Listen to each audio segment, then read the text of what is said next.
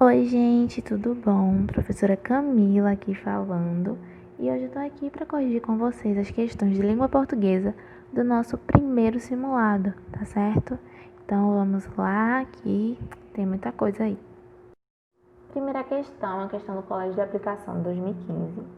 Diz o seguinte: dentre as opções temáticas, o assunto principal do texto abaixo é: letra A, dialetos regionais; letra B, preconceito social; letra C, história da língua portuguesa; letra D, língua falada; ou letra E, língua escrita. Para a gente marcar a alternativa correta, é necessário, que a gente lê direitinho o texto para poder não achar que é um, acaba marcando e errar a questão. Então vamos lá, vamos ler o texto. Preconceito linguístico, do Círio Pocente. O que seria o preconceito linguístico? Ele existe? Se sim, qual a sua natureza? Se deve ser combatido, como todos os preconceitos, quais deveriam ser as armas de combate? Talvez seja bom começar por uma definição de preconceito. A do dicionário Wise é bastante esclarecedora. Segundo essa fonte, preconceito é qualquer opinião ou sentimento, quer favorável, quer desfavorável, concebido sem exame crítico. O que em seguida é mais bem especificado: ideia, opinião ou sentimento desfavorável formado a priori, sem maior conhecimento, ponderação ou razão. Na segunda acepção, o preconceito é definido como atitude, sentimento ou parecer insensato, especialmente de natureza hostil, assumido em consequência da generalização apressada de uma experiência pessoal ou imposta pelo meio, intolerância. Os preconceitos que se tornaram mais conhecidos e cujo combate é mais aceito são o racial e o de gênero. A expressão preconceito linguístico é mais ou menos corrente entre leitores de sociolinguística, disciplina que estuda o fenômeno da variação linguística, os fatores que a condicionam e as atitudes da sociedade em relação às variedades. Voltemos ao Wise, que assim define preconceito linguístico: qualquer crença sem fundamento científico acerca das línguas e de seus usuários, como, por exemplo, a crença de que existem línguas desenvolvidas e línguas primitivas, ou de que só a língua das classes cultas possui gramática, ou de que os povos indígenas da África e da América não possuem línguas, apenas dialetos. No fundo, o preconceito linguístico é um preconceito social, é uma discriminação sem fundamento que atinge falantes inferiorizados, por alguma razão e por algum fato histórico. Nós o compreenderíamos melhor se nos dessemos conta de que falar bem é uma regra da mesma natureza das regras de etiqueta, das regras de comportamento social.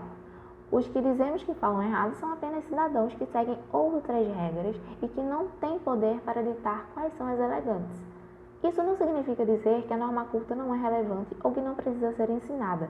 Significa apenas que as normas não cultas não são o que sempre se disse delas, e elas mereceriam não ser objeto de preconceito. A leitura de um ou dois capítulos de qualquer manual de linguística poderia fazer com que todos se convencessem de que estivemos equivocados durante séculos em relação a conceitos como falar errado. Para combater esse preconceito, basta um pouco de informação. Pronto, após a leitura do texto, a gente já pode responder essa questão, Então, o assunto principal dele é a letra B, preconceito social. Tanto é que lá no 7º parágrafo ele fala, que no fundo o preconceito linguístico é um preconceito social. Portanto, alternativa correta, letra B de bola. Segunda questão. No que diz respeito ao significado da expressão preconceito linguístico no texto lido, podemos afirmar que o autor escolhe a definição. Letra A, do dicionário Owais. Letra B, da sociolinguística. C, das regras gramaticais. Ou D, da mídia. Ou E, da internet. Essa questão foi muito fácil, Logo aqui no 2º parágrafo, ele cita o dicionário Owais para falar aí da questão do preconceito, A definição de preconceito. E aí, lá no 4º parágrafo, no 5º parágrafo, na verdade, ele diz: voltemos ao Owais. Então, voltando à definição do dicionário. Aí ele diz que assim define preconceito linguístico. Portanto, alternativa correta, letra A, de amor. Terceira questão. Podemos dizer que um texto é: letra A, tudo que é falado e ou escrito. B, todo enunciado passível de interpretação, podendo ser verbal, não verbal ou misto. C, apenas enunciados escritos. D, o conjunto de várias frases. Ou E, não podemos conceituar texto. Então, o que foi que a gente viu que é texto? A gente viu que texto é tudo aquilo que a gente pode interpretar né? E essas coisas podem ser faladas, escritas, ou a gente pode ver apenas uma imagem, uma expressão facial, né? Que essas coisas que a gente vê também são textos, né? Então, placas de trânsito, as figurinhas que a gente viu do WhatsApp são consideradas texto também, né? São textos não verbais, né? Então, a definição mais correta aí, né, para texto é a letra B. Todo enunciado passível de interpretação, podendo ser verbal, não verbal ou misto. Então, alternativa correta, letra B de bola de novo. Quarta questão, de acordo com a leitura do texto 2, é correto afirmar que. Então, a gente vai ler aqui o texto 2, que chama grande ou pequeno. Se eu me meto na conversa para ouvir do que é que falam os adultos e os parentes, lá vem bronca da mamãe. Não, não, não, já para fora, você é muito pequeno para ouvir nossa conversa. Mas se eu faço algum errinho, qualquer coisinha mal feita ou alguma reinação, lá vem bronca do papai. Mas você não tem vergonha? Isso é coisa que se faça? Você já está muito grande para coisas como essa. Afinal, quem é que eu sou? Ou eu sou muito pequeno ou sou grande até demais. Ora, tenham paciência, deixem-me crescer em paz. Aí vamos lá, tem a letra A. O modo como o texto está organizado leva o leitor a compreender que existe uma série de inquietações de uma criança em relação a um adulto apenas, mas não se consegue identificar isso com clareza. Não, primeiramente que ele consegue identificar isso com total clareza, a gente consegue identificar isso com total clareza. E segundo que não é apenas um adulto, né? Ele fala, né, o que falam os adultos e os parentes, então é mais de um. Então a letra A está errada. Letra B. Há um conflito entre a pessoa que fala no poema e as atitudes dos adultos. Isso porque ou ela é pequena ou grande demais para realizar algumas ações. Correto. Existe sim um conflito entre o eu lírico, né, a pessoa que fala aí no poema, e as atitudes dos adultos, né? Tanto é que ele fala ali no final, quem é que eu sou? Eu sou muito pequena ou sou grande até demais, né? Para umas coisas essa criança é muito pequena e para outras ela já é grande. Então a alternativa correta é a letra B. Nem precisa a gente ler as outras alternativas. Quinta questão. A palavra reinação no texto 2 significa o mesmo que letra A, indecisão, letra B, travessura, letra C, obrigação, letra D, caridade, letra E, ilusão. Então, reinação é o mesmo que travessura. Mas digamos que lá na hora você não sabe que significa isso daí, né? Então é só voltar no texto e ir substituindo as palavras para ver qual é que melhor se encaixa ali. Por exemplo, ali na segunda estrofe, né? Ele fala, mas se eu faço algum errinho, qualquer coisinha mal feita ou alguma reinação, lá vem bronca do papai. Então, se ele faz alguma reinação e vem a bronca do papai, qual a alternativa que melhor se encaixa aí? Travessura, né? Então, mesmo que vocês não soubessem o significado da palavra reinação, substituindo no texto, dava para saber que era a travessura, né? Então, a letra D. Sexta questão. Observando os aspectos tipológicos do texto 3, conto, ele está dizendo que o texto é um conto, pode-se dizer que ele se trata predominantemente. Então, ele quer saber aí a tipologia textual dele, né? Lembram das tipologias narrativo, descritivo, dissertativo, expositivo, argumentativo e instrucional. Então, vamos ler aqui o texto 3 para a gente poder responder direitinho essa questão. Não somos figurinhas. Uma menina muito ressabiada. Era como se tivesse medo de gente. Família, padrinhos, vizinhos e professores não conseguiam entender o que a impedia de viver em paz com seus iguais. Mas o problema é justamente esse, gesticulava ela, amaciando com seus dedinhos o pelo macio de seu gato magro, branco e preto, o bandidão. Não somos iguais, não somos iguais, é tudo mentira. Eu olho para a Paty, o Ivan, o Ademir, a Tatá e só vejo diferenças. Os adultos se entreolhavam desanimados e pediam mais explicações. Como diferente, minha filha? Somos seres humanos, gente igual a você. Iguais entre nós, 2 pernas, 2 bracinhos, 2 olhos, uma língua, um cérebro, 10 dedos na mão, 10 no pé. Bandidão não estava nem aí para aquela conversa sempre tão óbvia. Entediado, deu um pinote, abandonando o colo de sua dona. Mas, ainda no ar, enquanto preparava suas patas para uma aterrissagem em segurança, ouviu sair dos lábios dela, também como um pinote, algo que a garota nunca havia dito. E quem não tem 2 pernas, ou não escuta, ou tem 2 olhos, mas um é de vidro, ou é muito feio, aí não é gente? Para ser gente não basta nascer? E os bebês não são diferentes? Por que vocês insistem em me convencer de que somos iguais? Gente não é como figurinha que nós arrumamos em fila, deixando de lado as amassadas e as rasgadas para decidir o que fazer com elas depois. Bandidão estava emocionado, entendera tudo. Ora, pois, a menina não tinha medo de gente. Acuada, sofria por outras razões. Faltava-lhe coragem para discordar do pensamento dos adultos. Confiante por ter conseguido, enfim, explicar sua angústia para os pais, ela experimentou uma sensação nova. Sentiu pressa, muita pressa de ir para a escola. Pela primeira vez, sentia prazer em ser gente. Dedicou um último olhar de amor para Bandidão e seguiu pela rua.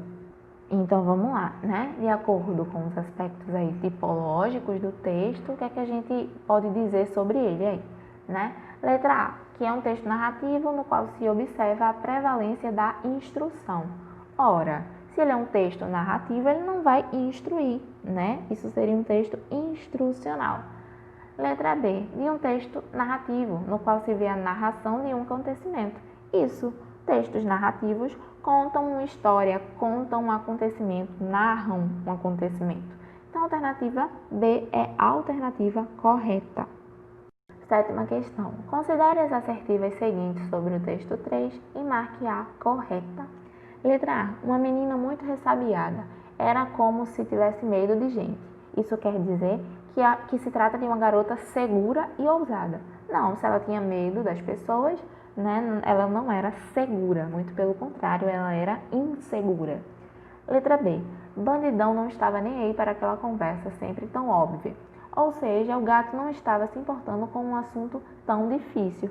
Não, se era uma coisa óbvia, não era uma coisa difícil. Então, a letra B está incorreta também. Letra C. Ao dizer que gente não é como figurinha, o narrador está reforçando a ideia de que a menina precisa ser igual aos outros. Não, né? Muito pelo contrário. Se gente não é como figurinha, então ela não deve ser igual aos outros. A gente deve fazer igual a gente faz com figurinha, né? Então, letra C está errada. Letra D. Bandidão estava emocionado. Isso quer dizer que o gato estava decepcionado. Não, se ele estava emocionado, ele não estava decepcionado. Portanto, né, a gente sobreia a letra E, que é a alternativa correta. Confiante por ter conseguido. Isso quer dizer que a menina tinha agora um sentimento de segurança por ter conseguido explicitar sua angústia para os pais. Isso aí. Se ela ficou confiante porque ela conseguiu falar isso aí, ela agora se sentia segura para falar sobre aquilo. Então, a alternativa correta, letra E. Oitava questão, para aí vocês irem para a correção com o tio Emerson, diz o seguinte: observe a tirinha abaixo e marque a alternativa correta. Então, a gente tem uma tirinha, né, com 4 quadrinhos aí, 4 cenas. A menina tá tomando banho e tal, e aí ela vai depilar as pernas e ela depila só em alguns lugares. Coloca a calça e aí a gente vê que a calça é rasgada nesses lugares que ela depilou, né? Não tem nenhuma palavra essa tirinha, apenas imagens, mas ainda assim é um texto não verbal. E nós temos as seguintes alternativas. Letra A é um texto não verbal, sendo passível de interpretação. Alternativa correta, a de amor. Né? É um texto não verbal, porque não tem palavras aí, né? Não tem nada escrito, apenas imagens. Então, é um texto não verbal e é passível de interpretação, né? A gente consegue interpretar essa tirinha. Eu falei para vocês aí o que está acontecendo, mesmo sem ter nenhuma palavra escrita, né? Mesmo sem ter nenhuma frase. Então, a alternativa correta é a letra A. Bem facinho, né, amores? Espero que vocês tenham entendido tudo certinho. Qualquer dúvida é só me procurar. Agora fiquem aí com o tio Emerson. Beijo! Olá, gente. Professor Emerson aqui. Eu vim fazer a correção de algumas questões de língua portuguesa. As primeiras questões, da primeira até a oitava questão, quem vai corrigir com vocês será a professora Camila. E da nona questão à 15ª, cabe a mim. Essas questões estão fundamentadas ou estão baseadas exatamente nesse texto que vocês estão olhando aí. Um texto muito legal do Carlos Drummond de Andrade, intitulado A Incapacidade de Ser Verdadeiro. Paulo tinha fama de mentiroso, Um dia chegou em casa dizendo que vira no campo 2 dragões da Independência cuspindo fogo e lendo fotonovelas. A mãe botou de castigo, mas na semana seguinte ele veio contando que caíra no pátio da escola um pedaço de lua, todo cheio de buraquinhos, feito queijo. E ele provou e tinha gosto de queijo. Desta vez, não só ficou sem sobremesa, como foi proibido de jogar futebol durante 15 dias. Quando o menino voltou falando que todas as borboletas da terra passaram pela chácara de Ciailpídia e queriam formar um tapete voador para transportá-lo ao 7º céu, a mãe decidiu levá-lo ao médico. Após o exame, o Dr. Epaminondas abanou a cabeça. Não há nada o que fazer, dona Coló. Este menino é mesmo um caso de poesia. Essa questão foi da Escola de Aplicação da Universidade de Pernambuco deste ano, né? O texto 5, que é o texto que nós acabamos de apreciar, nos conta a história de Paulo. Sobre esse personagem, o texto revela que ele, letra A, era maltratado pela mãe, porque a mãe colocava ele de castigo, isso é maltrato. Tinha dificuldade para falar? Não. Nunca contava a verdade? Também não. Tinha uma doença muito grave? Não, ele na verdade tinha uma grande imaginação. Era por isso que ele contava as coisas que contava a sua mãe. Era grande a imaginação dele, coisa de criança. 10ª questão. Observe o seguinte trecho do texto 5 e diga quais são os substantivos presentes nele. Claro que aqui há alguns substantivos, mas é preciso observar, obviamente, as questões e ver quais são, nas questões, as palavras que de fato são substantivos. Na letra A, o trecho é: um dia chegou em casa dizendo que vira no campo 2 dragões da Independência cuspindo fogo e lendo fotonovelas. Na letra A temos a palavra chegou, que é um verbo, ou seja, já não é substantivo, não pode ser a letra A.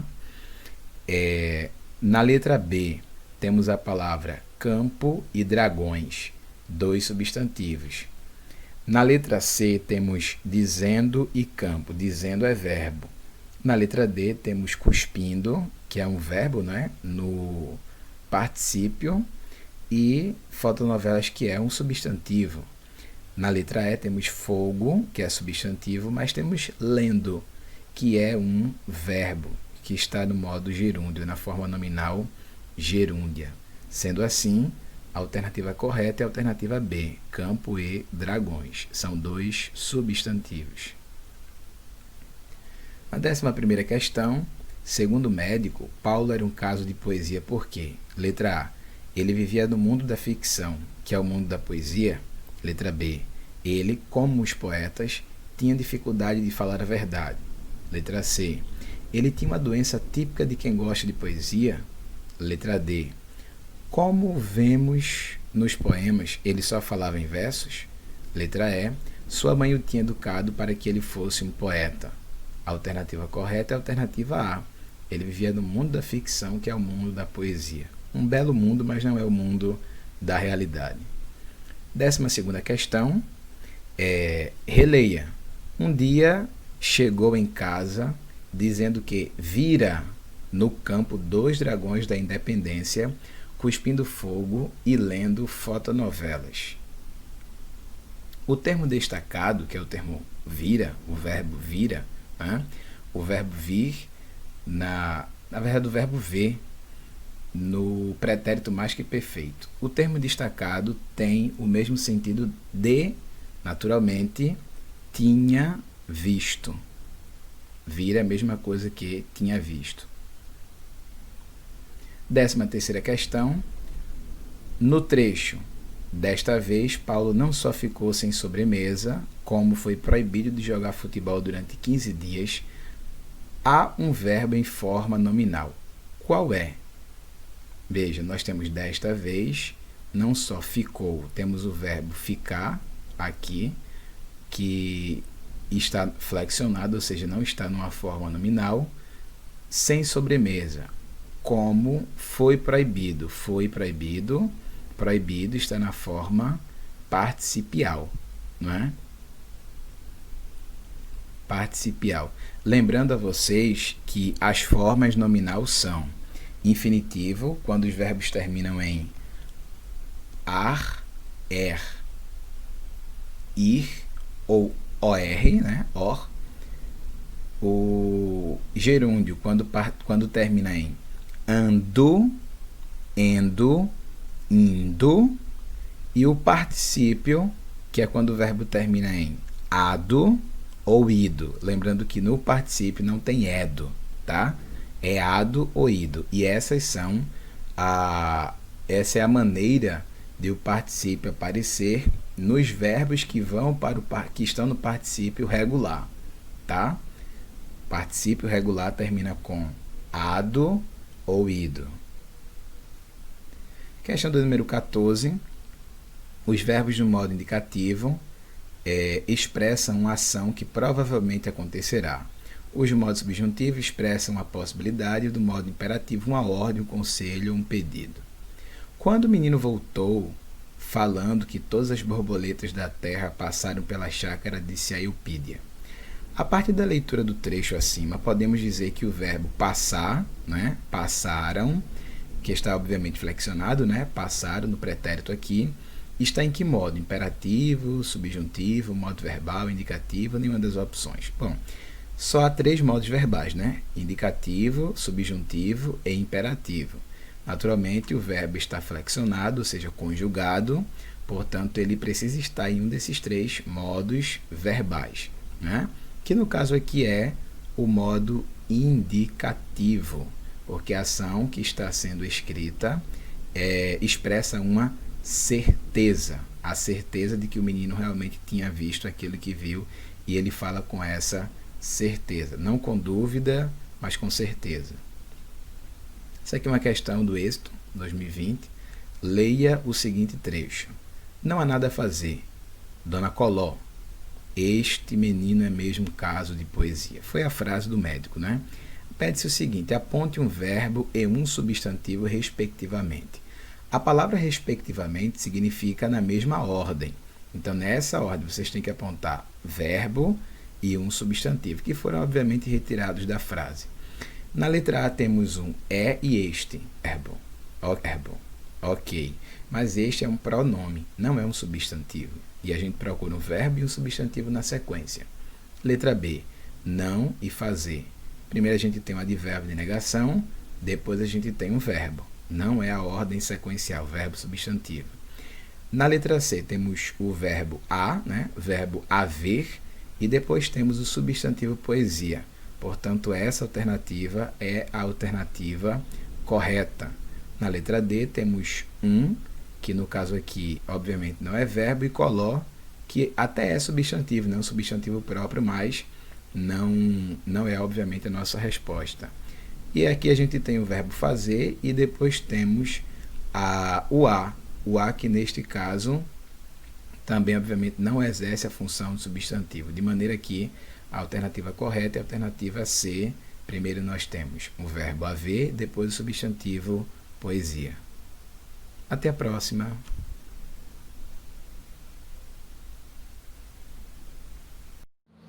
Olá meninos, tudo bem? Aqui quem fala é o professor Greibson, conhecido aí por vocês por tio Greibson, não é isso? Gente, vamos fazer a resolução do nosso simulado. Ó, a questão 16, pela ordem, essa é a nossa primeira questão de matemática. Vamos começar respondendo aí. Acompanhe a leitura comigo. Diz o seguinte: Kleber está juntando dinheiro para comprar um smartphone. Em um mês, ele economizou R$ 435 e no mês seguinte, R$ 460. Como o produto que ele quer comprar custa R$ 999, quanto ele ainda precisa economizar? Então vamos lá. Ó, no primeiro mês, ele economizou R$ 435. No segundo mês, ele economizou mais R$ 460. Ó, então ele ficou aí, ó. Vamos fazendo aí a soma, gente. R$ 895. Só que o smartphone que ele deseja comprar custa R$ 999. Aí a pergunta, quanto ele ainda precisa economizar? Podemos fazer agora uma continha de subtração, menos o valor que ele já economizou. Aí vamos saber quanto falta para ele economizar. Então, fazendo aqui, a subtração. Então, ele ainda falta economizar R$ 104. Próxima questão. Questão 17. Temos aí. Na escola em que Marina estuda, acabaram de construir um teatro. Ela verificou que havia 9 fileiras e 23 poltronas. Aí a pergunta, quantas poltronas possui ao todo o teatro? Então, temos 9 fileiras e temos cada fileira 23 poltronas. Foram as informações dadas. Para saber quantas poltronas temos nesse teatro, é só a gente multiplicar 23 vezes 9, que é a quantidade de fileira. Então, temos aqui, multiplicando 7, multiplicando agora que deu 27, por 2, 18, 20. Então, vamos ter 207 poltronas. Tá aí a questão 17.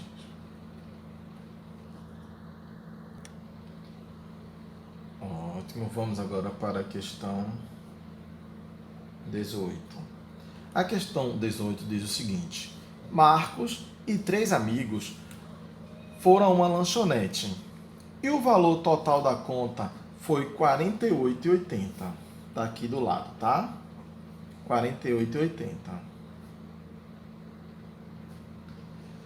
Todos vão pagar a mesma quantia. Qual valor cada um deve pagar? Então vamos lá.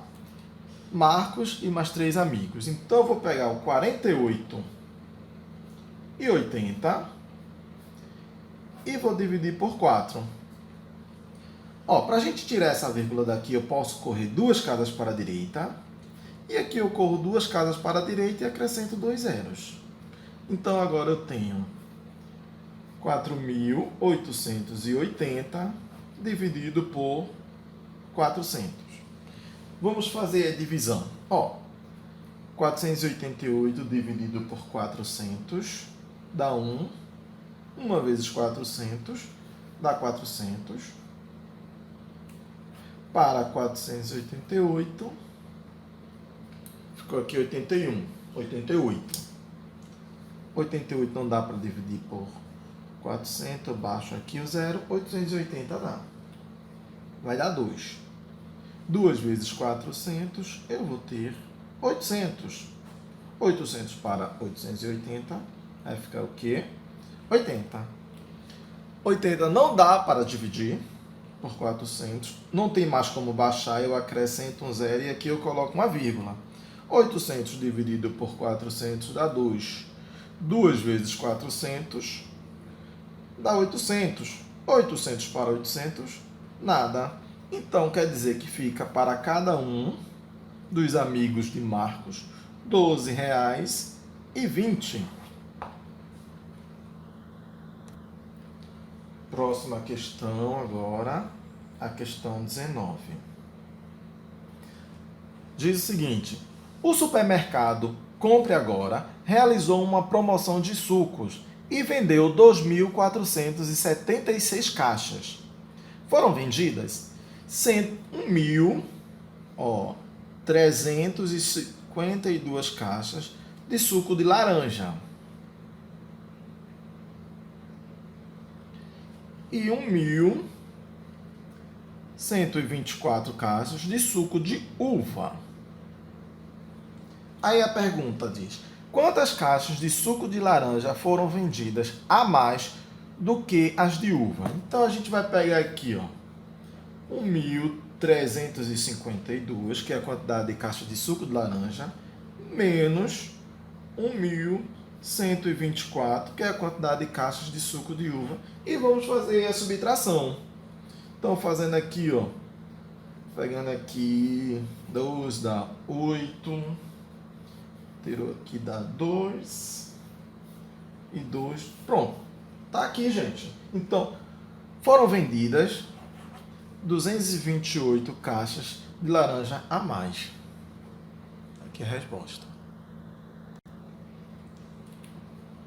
Prosseguindo agora com a questão 20. Vou ler a questão 20. Numa pesquisa sobre a preferência em relação a 2 jornais, foram consultados 370 pessoas. Então, conjunto universo aí, foram consultados 370 pessoas, certo? Vamos pegando as informações.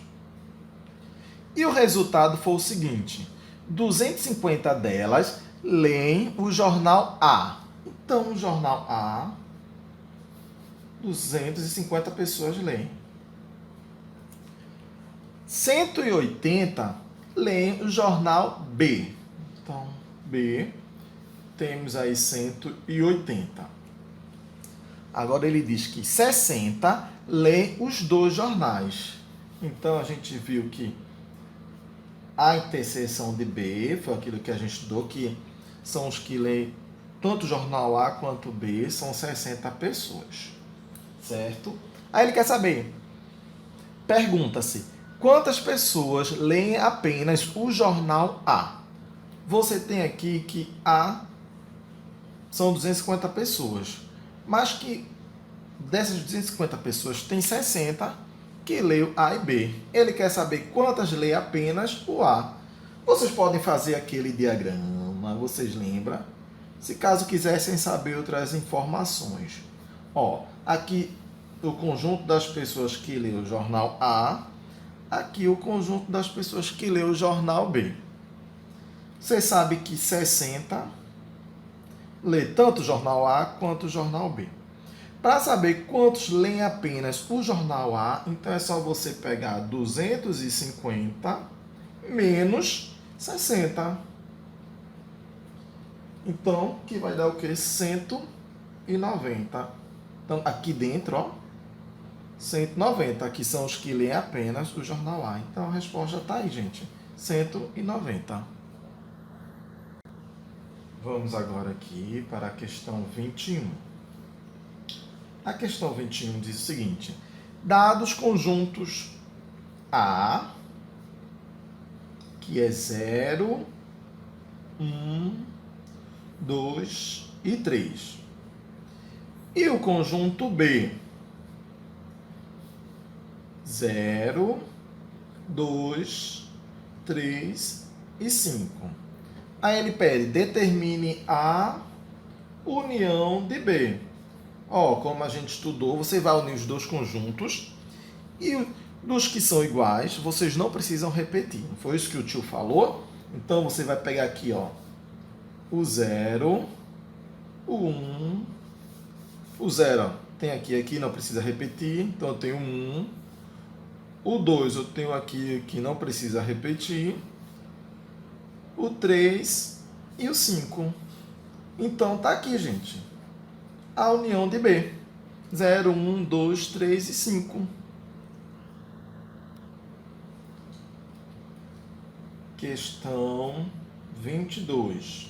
Vou ler a questão 22. Diz o seguinte: 3 viajantes de firma saíram a serviço no mesmo dia. Sabe-se que o primeiro faz viagens de 12 em 12 dias. O segundo faz viagens de 20 e 20 dias. E o terceiro faz viagens de 25 e 25 dias. Depois de quantos dias sairão juntos novamente? Lembra aquela questãozinha que o tio sempre até respondeu com vocês, questões parecidas? Quando tiver essa situação, vocês podem fazer o MMC dos valores aí, então, dos dias 12, de 20 e de 25. Vamos lá. Traçando aqui uma retinha, vamos fazer lá. Qual é o menor número primo que eu posso dividir esses números? Por 2, não é isso, gente? Então eu tenho 12 dividido por 2, 6. 20 dividido por 2 vai dar 10. 25 dividido por 2 não vai dar um número natural, então a gente repete. 6, 10 e 25 ainda posso por 2. 6 por 2 dá 3. 10 por 2 dá 5. 25 não dá, repete. 3, 5 e 25. O menor número primo que eu posso dividir esses números agora é por 3. 3 por 3 vai dar 1. 5 por 3 não vai dar um número exato, então a gente repete. E 25 também, a mesma coisa. Agora eu posso por 5. 1 não dá para dividir por 3, repete. 5 dividido por 5 dá 1. 25 dividido por 5 dá 5. Tenho agora 1, 5 e 5. Posso por 5. Então, eu tenho aqui 1 e 5 dividido por 5, 1. Quando chegar no 1, você para, encerra. Aí agora, para tirar o MMC, é só você multiplicar esses valores aqui, ó. 2 vezes 2, vezes 3, vezes 5, vezes 5, que dá um total de 300. Então, 300 dias, né? Isso, eles vão viajar juntos novamente. Tá aí, gente.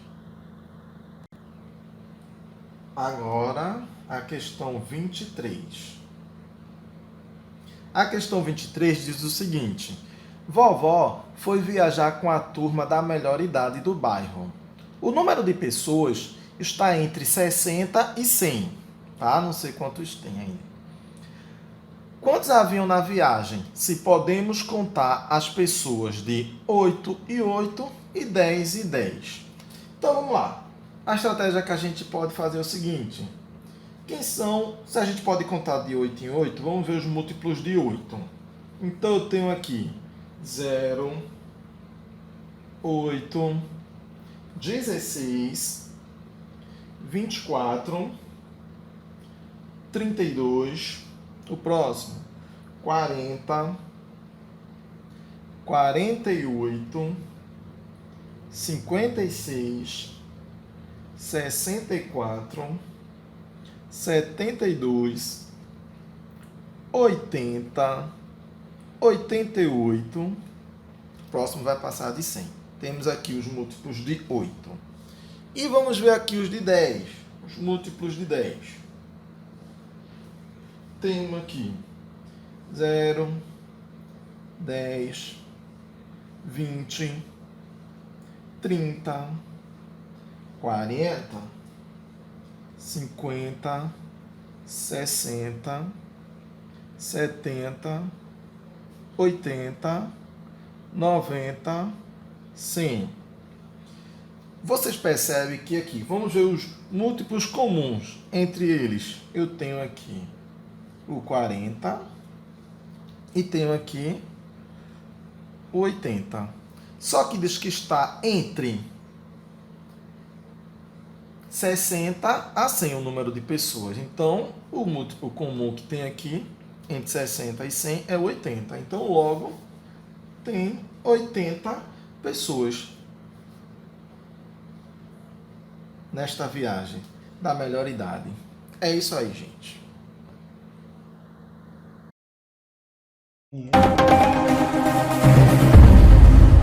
E aí, galera, matemática é bom demais! Vamos resolver, galerinha, o nosso último simulado. Vamos nessa? Vem comigo agora aqui na tela. Olha só, o simulado que eu quero resolver é esse. É o simulado da turma CAP, certo? Que a gente começou a resolver. Aliás, vocês resolveram dia 29/11 e agora vai ser a correção desse simulado. Então veja a primeira questão. A primeira questão diz assim, ó: em tudo tem matemática. Esta frase não é apenas de efeito. O professor Eduardo, ao pegar a caixa de uma pizza, logo percebeu os seus ângulos internos. Ele pegou um piloto, pintou um ângulo interno e perguntou à sua filha, Maria Eduarda, qual é o valor do ângulo representado pela letra X, filha? Esta pergunta fica para você responder. Marque a alternativa que melhor representa o valor do ângulo interno na caixa da pizza da imagem a seguir. Essa caixa, ela forma um polígono. E que polígono é esse? É esse polígono aqui, ó. É o mesmo polígono. Ele é chamado de octógono. Por que octógono? Porque ele tem 8 lados. 8 lados é um octógono. O que é que ele tem de especial? Vamos observar? Observe aqui comigo que se eu tracejar, lembrando que eu quero saber quanto é esse ângulo interno aqui que ele chamou de x. Então eu quero descobrir que ângulo é esse. Então se eu tracejar aqui, ó, um segmento de reta que vai unir esses dois vértices, esse vértice e esse. Outro segmento de reta aqui, ó, que vai unir esses dois vértices. Você consegue perceber que eu formei aqui um triângulo, não foi? Um triângulo. E esse triângulo ele tem uma configuração interessante. Aqui é 90 graus, porque é um ângulo reto. E esse lado aqui é igual a esse, então ele é um triângulo isósceles e retângulo, a classificação dele. E se ele é isósceles, os dois lados são iguais, obrigatoriamente também os ângulos aqui de dentro, ó, são iguais. Esse ângulo e esse daqui, ó, são iguais. Iguais a quanto? A 45 graus. Por quê? Porque o somatório de todos os ângulos internos de qualquer triângulo é 180. Se eu já tenho 90, está faltando para 180, 90 graus. Como eu dividi em dois ângulos, 90 graus dividido por 2, dá 45 para cada um. Então, esse ângulo aqui é 45. E aqui, pessoal, é um ângulo também de 90 graus. É um ângulo L, lembra? Ângulo reto de 90 graus. Se aqui é 90 e aqui é 45, eu quero saber esse ângulo todinho aqui, então eu vou somar 90 mais 45 graus. E dá igual a 135. Qual é a alternativa? Letra C. Beleza? Vamos para a próxima. A outra questão diz assim, ó. Tales de Mileto, um grande matemático que viveu por volta de 2000 anos antes de Cristo, disse que todo triângulo, a soma dos ângulos internos é igual a 180 graus. Ou seja, se eu somar esse ângulo aqui mais esse, vai dar igual a 180 graus.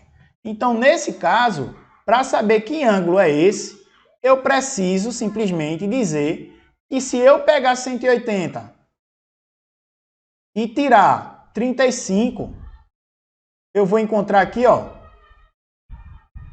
4 para 8, 4, 145 graus. E depois que eu pegar esse valor e tirar os 45, ó, eu vou encontrar o valor que ele é desconhecido, que ele chamou de x.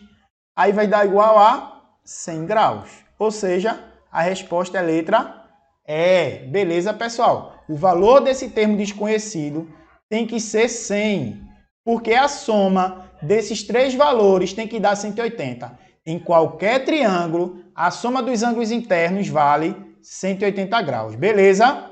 Vamos para a próxima. Marque o único item verdadeiro. Aí na letra A está dizendo, um ponto não tem definição própria, pois é um ente primitivo. Opa, parece ser verdade, mas eu vou dar uma olhadinha nas outras. Uma reta é formada por apenas um ponto, falso. Para formar uma reta eu preciso de pelo menos 2 pontos e ligar, não é? Então esse item B aqui é falso. Um plano é representado por letra maiúscula do nosso alfabeto. É falso. Um plano sempre será representado por letra minúscula e não do nosso alfabeto. É o alfabeto grego, o alfa, o beta, o gama, o teta, certo? A letra D. Um segmento de reta é formado por pelo menos um ponto. Falso, falso e feio. Eu preciso de pelo menos 2 pontos para formar uma reta ou uma semi-reta ou um segmento de reta. Letra E. Um ponto é representado por letra minúscula. Não. Um ponto é sempre representado por letra maiúscula. Então aqui também é falso. Evidentemente, a alternativa correta é a letra A. Beleza?